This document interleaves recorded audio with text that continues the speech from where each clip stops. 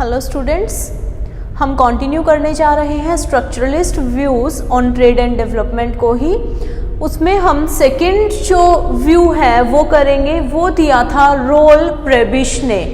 Role प्रेबिश ने क्या कहा कि जो वर्ल्ड इकोनॉमी है उसको हमने दो भागों में बांटना है।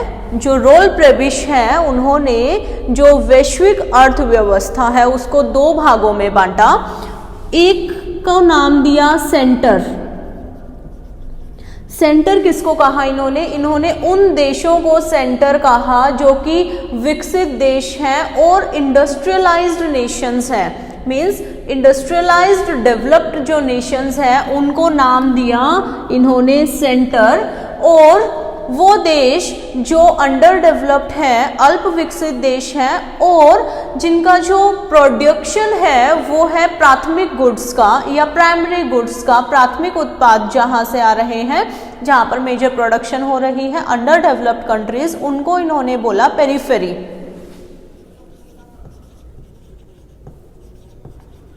तो इन्होंने वर्ल्ड इकोनॉमी को दो भागों में बांट दिया, सेंटर और हिंदी में इसको बोलेंगे हम परिधि, पेरिफेरी को। क्लियर है? अब दोनों की जो मार्केट स्ट्रक्चर है, जो बाजार का संरचना है, जो हमारे वेज रेट है और जो हमारी कीमत है आउटपुट की, जो फाइनल प्रोडक्ट है उसकी कीमत है, उनको निर्धारित करने का अलग अलग तरीका होता है।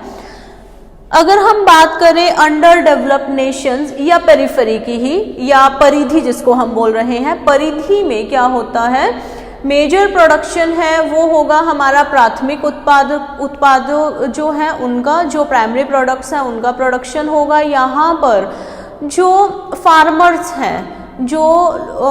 फार्मर्स हैं उनकी यूनियंस नहीं है, अनऑर्गेनाइज्ड है वो लोग, जिसकी वजह से यहाँ पर जो वेजेस हैं, अनऑर्गेनाइज्ड है तो वेजेस हैं वो कम मिलती है। दूसरा, यहाँ पर जो लेबर है वो ज़्यादा है, लेबर की सप्लाई या लेबर सप्लाई अगर इसको मैं बोलूँ वो ज़्यादा है। वो ज़्यादा क्यों है? क्योंकि अंडर डेवलप्ड कंट्री है, वहाँ पर पॉपुलेशन जो है, पॉपुलेशन के ज़्यादा होने से लेबर सप्लाई ज़्यादा है। लेबर सप्लाई अगर हम बात करते हैं, अगर सप्लाई किसी चीज़ की ज़्यादा है उसकी डिमांड से, तो ऑटोमेटिकली उसका प्राइस कम हो जाएगा।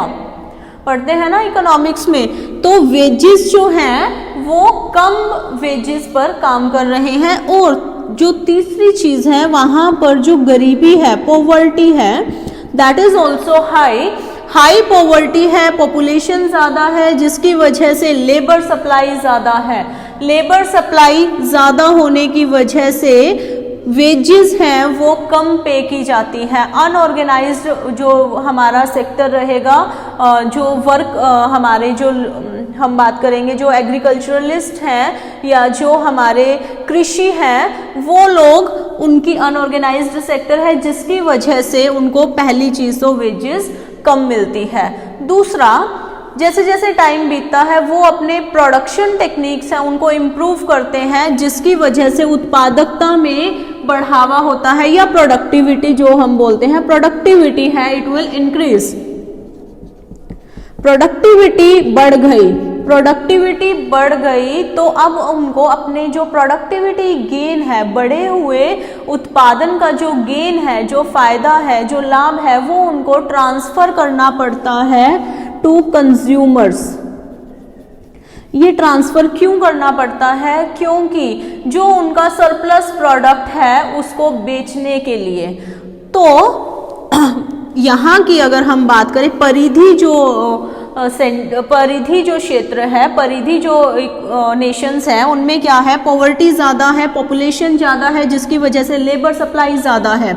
लेबर सप्लाई ज़्यादा होने की वजह से कम वेजेस उनको मिलते हैं। और अगर उनकी प्रोडक्टिविटी बढ़ रही है, प्रोडक्शन टेक्निक में वो कुछ इम्प्रूवमेंट लेकर आ रहे हैं, तो बढ़े हुए प्रोडक्शन को बेचने के लिए उनको जो प्रोडक्टिविटी गेन है that is to be transferred to ultimate consumers, वो उनके पास नहीं रहता है, उनको अपना सरप्लस जो प्रोडक्ट है वो कस्टमर्स को बेचना पड़ता है या कंज्यूमर्स को लो प्राइसेस पर बेचना पड़ता है।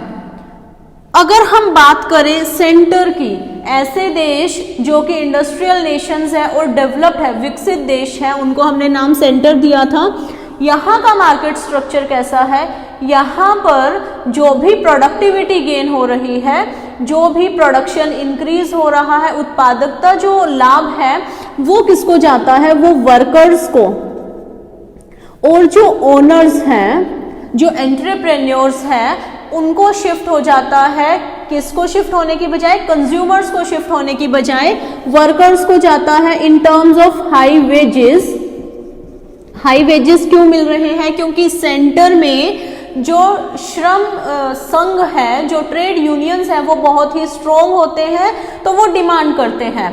मगर पेरिफेरी में क्या है, परिधि में क्या है, यहाँ पर अनऑर्गेनाइज्ड सेक्टर है, यहाँ पर जो ट्रेड यूनियंस हैं वो स्ट्रॉन्ग नहीं होती है या वो होती ही नहीं है। मगर डेवलप्ड नेशंस में स्ट्रॉन्ग यूनियंस होने की वजह से जो वर्कर्स हैं उनको हाई वेजेस मिलेंगी अगर उनकी प्रोडक्टिविटी इंक्रीज हो रही है तो।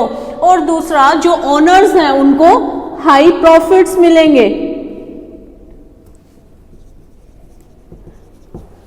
जबकि पेरिफेरी में क्या था, परिधि में क्या था, जो प्रोडक्टिविटी गेन था that was shifted to consumers. कैसे कंज्यूमर्स को शिफ्ट हो रहा था, जो सरप्लस था उसको हम कम प्राइस पर बेच रहे थे। मगर सेंटर में प्रोडक्शन इंक्रीज हुआ है, प्रोडक्टिविटी हमारी इंक्रीज हुई है, तो उसका लाभ किसको मिल रहा है, वर्कर्स और ओनर्स को, वो कंज्यूमर्स को नहीं मिल रहा है। जिसकी वजह से जो सेंटर के प्रोडक्ट्स हैं उनका प्राइस हाई रहेगा और परिधि या पेरिफेरी के जो प्रोडक्ट्स हैं उनका जो प्राइस है वो लो रहेगा। अब देखो, सेंटर है, सेंटर क्या चीज एक्सपोर्ट करेगा, किन चीजों का निर्यात करेगा, इंडस्ट्रियल प्रोडक्ट्स का, और इंडस्ट्रियल प्रोडक्ट्स का प्राइस हाई है। हाई प्राइस होने की वजह से इसके एक्सपोर्ट्स हाई है।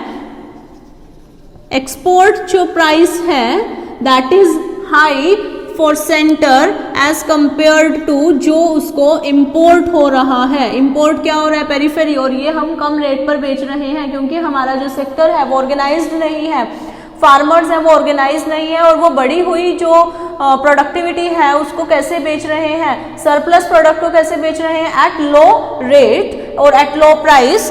तो जो टर्म्स ऑफ ट्रेड है वो किसके बेनिफिट में हो जाएंगे, terms of trade will be favourable for centre, और जो पेरिफेरी है, जो परिधि है, उनके लिए टर्म्स ऑफ ट्रेड प्रतिकूल हो जाएंगे, उनके फेवर में नहीं रहेंगे।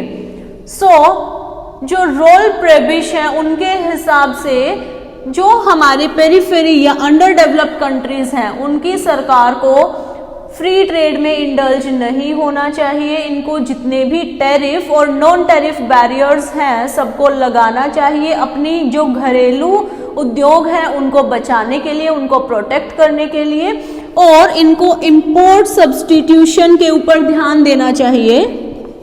इंपोर्ट सब्स्टिट्यूशन, इंपोर्ट सब्स्टिट्यूशन क्या होता है, जिन चीज़ों को हम आयात कर रहे हैं वही चीज़ें अगर हम अपने कंट्री में बनाने लग जाएं तो हमारे इंपोर्ट्स जो हैं वो कम हो जाएंगे। तो ऐसे उद्योगों को बढ़ावा देना चाहिए अंडर डेवलप्ड कंट्री की सरकार को, जो कि हमारे इंपोर्ट्स में कमी ला सके। अगर हमारे इंपोर्ट्स कम होंगी तो हमारा जो वेल्थ है, हमारी जो संपत्ति है वो डेवलप्ड नेशंस में आउटफ्लो नहीं होगी या कम होगी।